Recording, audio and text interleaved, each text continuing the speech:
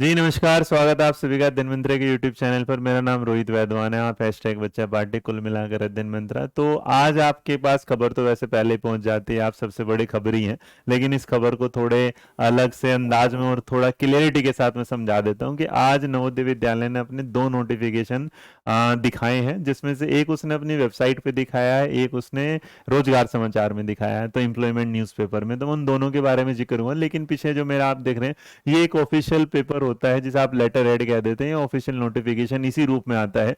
तो इन्होंने आज 26 तारीख नहीं 29 तारीख को आप देखेंगे तो यहाँ पर आपके सामने दिखाई देगा कि एक ऑफिशियल नोटिफिकेशन निकाला। लेकिन ये वाला जो ऑफिशियल नोटिफिकेशन है ये ऑफिशियल नोटिफिकेशन है डिपार्टमेंट के, मतलब जो ऑलरेडी वर्क कर रहे हैं उनके एक डिपार्टमेंटल कम्पिटिटिव एग्जाम का, जिसमें टीजीटी पीजीटी के लिए अप्लाई कर सकते हैं, वाइस प्रिंसिपल के लिए, प्रिंसिपल के लिए। उसके जो क्राइटेरिया मैं बता देता हूँ अलग अलग। लेकिन इसकी खास बात ये है, इस वाले एग्जाम में भी आपको देखने को मिलेगा कि जो एग्जाम का पैटर्न है ऑलमोस्ट ऑलमोस्ट वही है जो आपका डायरेक्ट भर्ती के लिए होता है, जो डायरेक्ट रिक्रूटमेंट आता है। इस वाले उसमें आपको एक चीज और देखने को मिलेगी कि इस बार जो तवज्जो दिया गया 50 नंबर के साथ, जो एग्जामिनेशन जो मैनेजमेंट से रिलेटेड है और चाइल्ड साइकोलॉजी को जो बड़ा महत्व दिया गया है, वो भी आपको जानना क्या होगा जरूरी। तो जैसे पहले हम टीजीटी पीजीटी में साइकोलॉजी पर इतना ध्यान नहीं देते थे, तो इन्होंने इस चीज को थोड़ा तवज्जो दिया। तो इसमें तो आपको बाल विकास पढ़ना कितना जरूरी होगा भी समझ लीजिएगा। लेकिन चलते हैं हम अपने उसमें डायरेक्ट रिक्रूटमेंट पे जो आपके सामने आई है यहाँ। तो ये रिक्रूटमेंट जो है फिलहाल आपको देखने को मिलेगा, ये अभी फिलहाल वेबसाइट पर अवेलेबल नहीं है नवोदय विद्यालय की। ये आपको दिखाई देगा जो एम्प्लॉयमेंट न्यूज़पेपर है आपका 2 तारीख से लेके 8 जुलाई का, 2 जुलाई से 8 जुलाई का, क्योंकि एम्प्लॉयमेंट न्यूज़पेपर 1 वीक के हिसाब से आता है। उसी में ये रिक्रूटमेंट के बारे में बताया गया, जहां पर ये बोला गया है कि जो एनवीएस है आप जानते हैं ऑटोनोमस बॉडी है, उसके बाद यहाँ पर ये सारी चीजें, लखनऊ में इसका हेड ऑफिस है फिलहाल। और उसके बाद इन्होंने जो वैकेंसी दिखाई है हम लोगों के लिए, उसमें क्या है वैकेंसी जो दिखाई गई है, उसमें आपको वैकेंसी दिखाई गई है, यहाँ पर मैं आपको थोड़ा हाईलाइट कर देता हूँ, दिख जाएगा। तो जिसमें आप देखेंगे तो यहाँ पर जो वैकेंसी है उसमें क्या है, प्रिंसिपल है, पोस्ट ग्रेजुएट टीचर है, ट्रेन ग्रेजुएट टीचर टीजीटी है, और कुछ मिसक्लेनियस जॉब है जो हर बार जो नवोदय विद्यालय ऐसे ही निकालता है वैकेंसी को। और क्योंकि पीआरटी नवोदय में होते नहीं तो पीआरटी की यहाँ पर वैकेंसी भी नहीं आती है, टीजीटी पीजीटी की आपकी वैकेंसी होती है। उसके बाद अगर आप इस चीज को थोड़ा सा आगे लेके चलेंगे तो जो वैकेंसीज है उनका कुछ जो रेशो है वो थोड़ा सा जान लीजिएगा, किस अनुपात में आई है, मतलब कितनी वैकेंसी का है। तो प्रिंसिपल के लिए जो टोटल वैकेंसी है वो कितनी है, 12। तो अगर आप प्रधानाचार्य के लिए जाएंगे तो क्या है, 12 वैकेंसी। और अगर आप जा रहे हैं पीजीटी के लिए तो आपको जो वैकेंसी देखने को मिलेगी 397, लगभग 400 वैकेंसी। तो यहाँ पर मैं ये कह सकते हैं कि अगर आपके सामने थोड़ी सी बात हो तो यहाँ से पता चला कि जो प्रिंसिपल है उनके लिए जो वैकेंसी है वो कितनी है, 12। 12 थी ना, सॉरी एक मिनट, हाँ जी 12 ही थी। तो 12 वैकेंसी इसके लिए होगा। और अगर आप पीजीटी के लिए जा रहे हैं तो आपको कुल मिलाकर कितने मिल रहे हैं, 397 vacancies.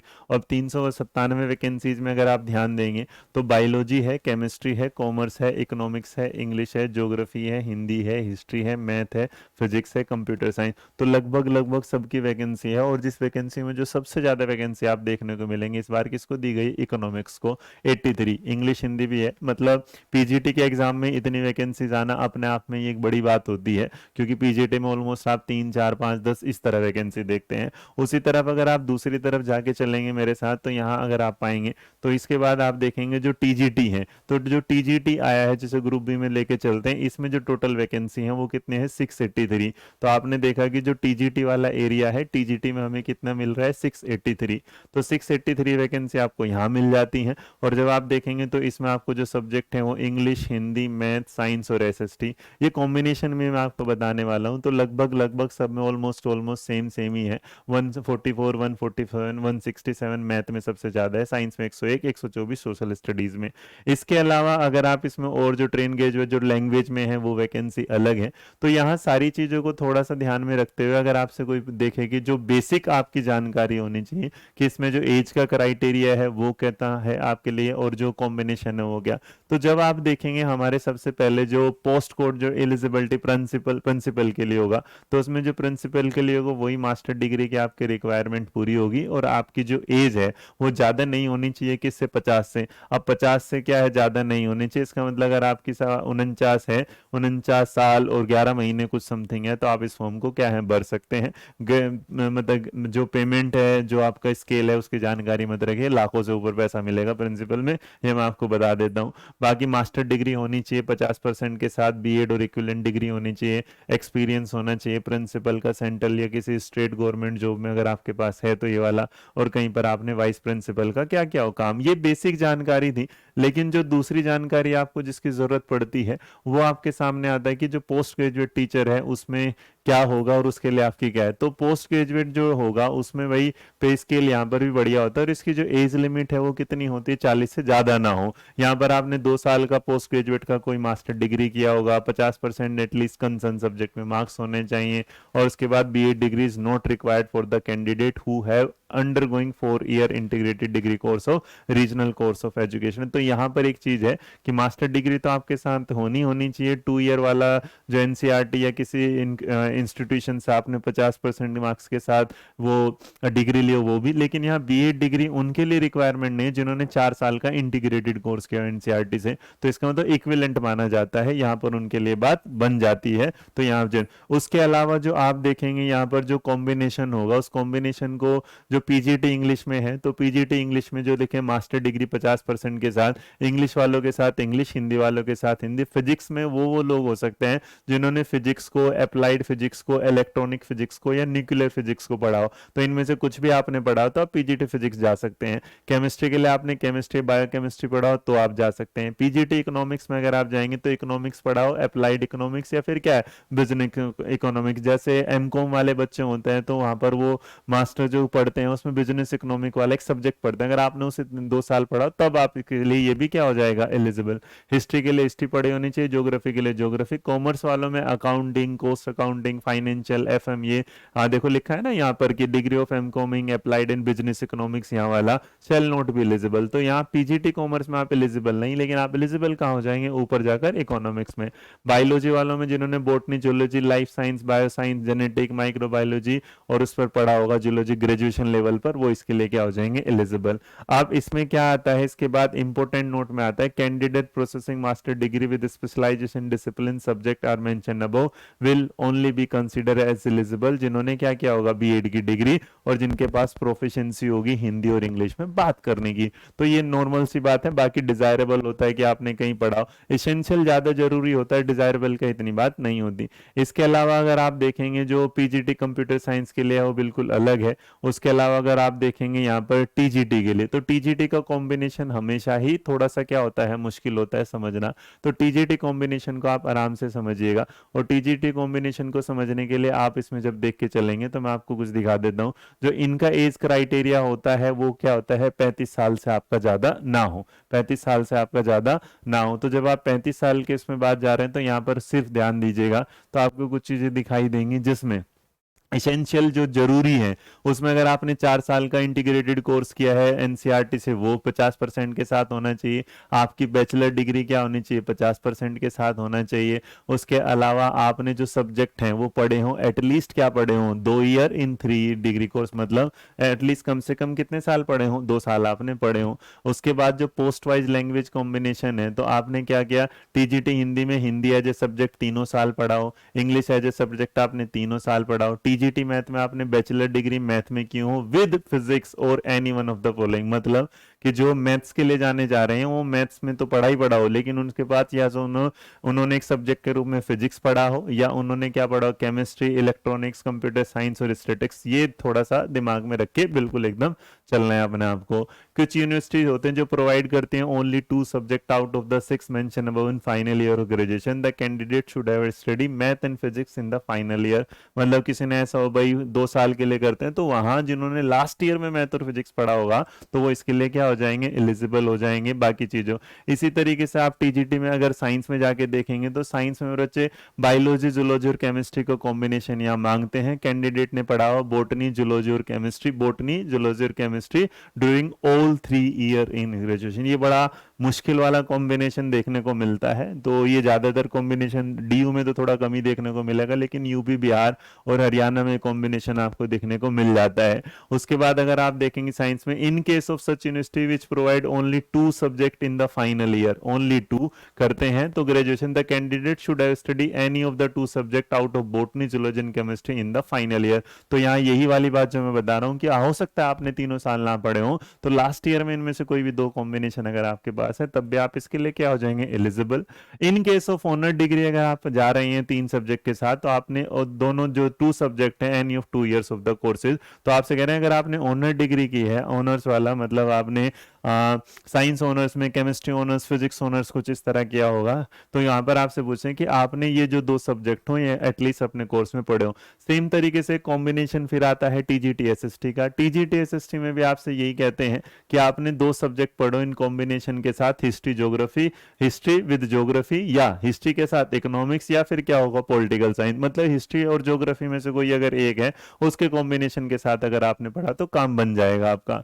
Geography with history, economics, political science, तो उसी बात को समझिए। इसका मतलब हिस्ट्री ज्योग्राफी में से अगर आपके पास एक है और उसके अलावा इकोनॉमिक्स पॉलिटिकल साइंस का कॉम्बिनेशन बन जाएगा, हल्का सा समझिएगा, हिस्ट्री ज्योग्राफी बात बनेगी, हिस्ट्री के साथ ज्योग्राफी नहीं है तो आपका इकोनॉमिक्स से बात बनेगी, पॉलिटिकल साइंस से बात बन जाएगी, इस तरीके से सारा। अगर फिर यही वाली बात कहते हैं यहाँ, history geography as above should have been study for all the 3 years in the graduation, तो ये कहना चाहते हैं कि नॉर्मली अगर आप इसे देखना चाहेंगे तो ये आपने क्या है, 3 सालों के लिए क्या हो पढ़ी हो। लेकिन फिर उसके बाद एक नया इंस्ट्रक्शंस आ जाता है नीचे की तरफ, वो लिखा क्या होता है कि in case honour degree in history the candidate should have study geography, economics, political science in any of 2 years of the course. तो जिन्होंने ऑनर्स वाले किया तो उन्होंने फिर बाकी 2 साल भी अगर वो पढ़ा होगा तो यहाँ से क्या है, काम चल जाएगा। इसी तरह सबके साथ बाकी लैंग्वेज वाले केस में आपको लैंग्वेज 3 साल पढ़ी होनी चाहिए, वो बिल्कुल फिक्स होता है। 50% आपके मार्क्स होने चाहिए, वो बिल्कुल क्या है, सिंपल, एकदम क्लियर। इसके अलावा अगर आप देख के चलेंगे तो जो पोस्ट है क्राइटेरिया वो आपको पता ही चल जाएगा। 5 ईयर का जो आपका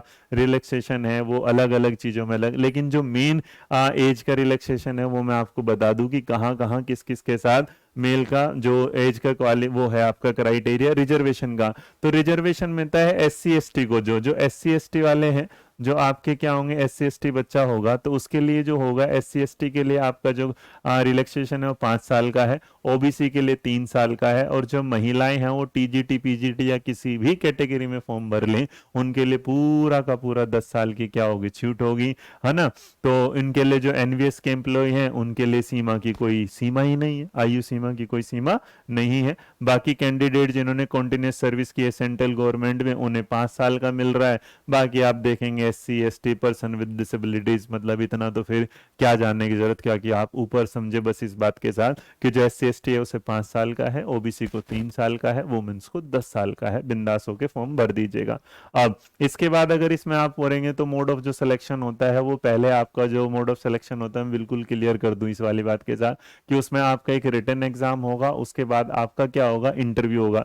तो यहाँ जो सीबीटी कंप्यूटर बेस्ड टेस्ट होता है वही पिछला जो पैटर्न है वो एज इट इज मतलब फॉलो किया गया है। आपको पहले एक रिटन एग्जाम देना होगा, उसके बाद आपका क्या होगा, आपका इंटरव्यू होगा। और क्योंकि इस चीज को फॉलो करता है एज इट इज केवीएस, या आप कह सकते हैं केवीएस और एनवीएस एक ही उसके क्या है, ट्विंस ब्रदर हैं, जुड़वा भाई बहन मान के चलिएगा। जो ये लेके आता है वही कॉम्बिनेशन आपका केवीएस देता है। ठीक है जी, बस केवीएस में आप पीआरटी की वैकेंसी ऐड कर देते हैं, अदरवाइज इंटरव्यू जो सीबीटी टेस्ट होता है वो एक ही पैटर्न पे चलता है।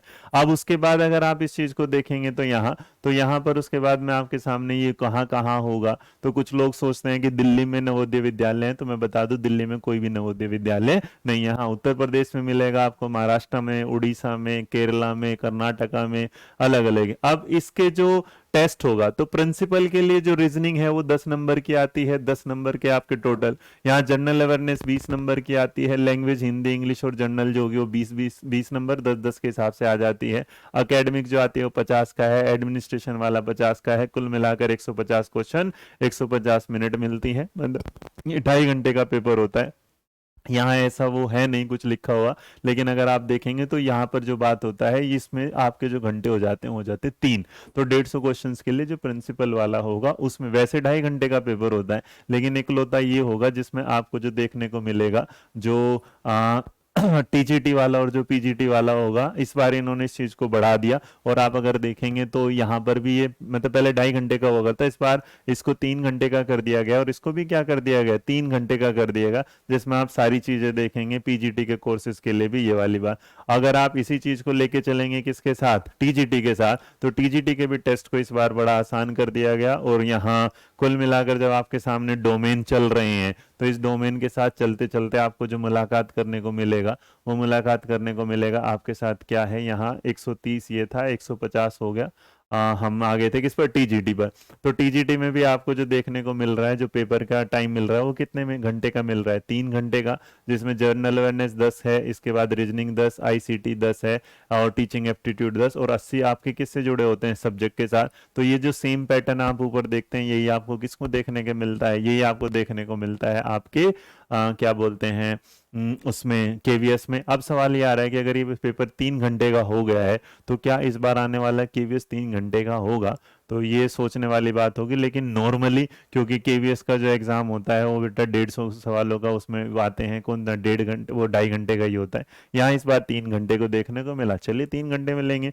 अब इसके बाद आप सारी जानकारी जब पा लेंगे तो ये जो रजिस्ट्रेशन आपके शुरू हो जाएंगे, ये रजिस्ट्रेशन शुरू कब हो जाएंगे, 2 जुलाई से। जो रजिस्ट्रेशन क्लोज होंगे वो 22 जुलाई तक, 20 दिन आपको मिलेंगे इस तरीके से। तो अगर मैं आपको इसकी कहानी कुछ शॉर्ट में समझाऊं तो ये तो कंफर्म पता चल गया कि ऑलमोस्ट जो आपके क्या होने चाहिए, 50% तो क्या होने चाहिए, मार्क्स होने चाहिए। ये वाला कॉम्बिनेशन मैंने आपको अलग अलग बता दिया कि जो भाषा है वो 3 साल होनी चाहिए, जो मैथ है उसके साथ फिजिक्स का कॉम्बिनेशन होना चाहिए। तो अगर जिन लोगों को थोड़ा सा दिक्कत होती है तो जो टीजीटी मैथ वाले हैं उनके साथ नॉर्मल किसका, मैथ के साथ प्लस में क्या होना चाहिए, फिजिक्स। बाकी डिटेल भी मैंने अंदर वीडियो में बता दिया, तो उसे पढ़िएगा, इसे नहीं जानिएगा।